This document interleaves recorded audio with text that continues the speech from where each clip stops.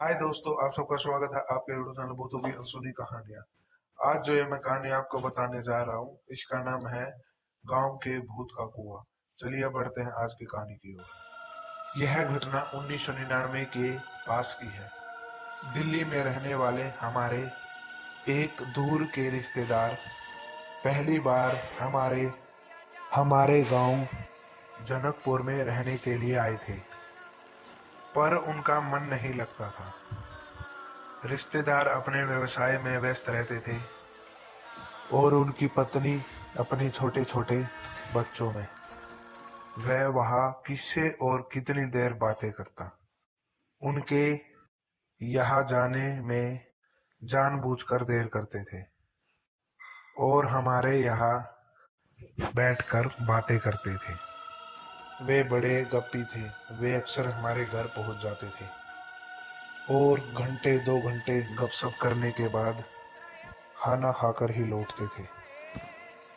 एक दिन शाम को पहुंचे तो इधर उधर की बातें करते करते बात भूतों प्रेतों की बातों पे जाकर रुक गई। भूत प्रेतों की बात सुनते ही उन्होंने अपने शोगाथाएं सुनाने लग गए।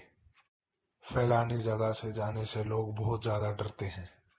मैं वहां रात भर रहा। फैलानी जगह वो किया, फलानी जगह ये किया, और हम उनकी हिम्मत के आगे नतमस्तक थे। मेरी मम्मी ने उन्हें 1-2 बार रात के समय इस तरह की बात न करने की सलाह दी, पर वो नहीं माने। चाची जी, भूत प्रेत जैसी कुछ चीज होती ही नहीं है। वैसे ही वो मन का बहम होता है। और ना जाने कहाँ के किस्से सुनाए जा रहे थे। उस दिन खाते पीते बहुत ही देर हो गई थी। रात के 11 बज गए थे। गांव में बहुत ज्यादा सन्नाटा छा गया था। उस घर के छत से आवाज देकर बच्चे उन्हें बार बार बुला रहे थे। सामने के रास्ते से जाने से, कई मोड़ पड़ जाने से उनका घर हमारे घर से दूर पड़ जाता है, पर खेत से होकर एक शॉर्टकट रास्ता है। हम लोग अक्सर उसी शॉर्टकट रास्ते से आते जाते रहते हैं। उन्होंने भी उसी दिन उस रास्ते से जाने का निश्चय किया।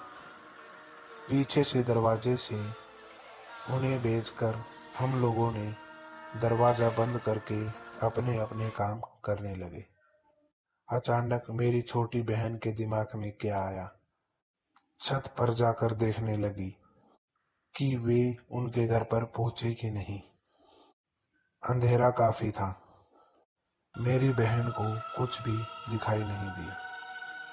वह छत से लौटने ही वाली थी कि उसे महसूस हुआ कि कोई हमारे बागान में आया है, और सामने नीम के पेड़ के नीचे जाकर छुप गया।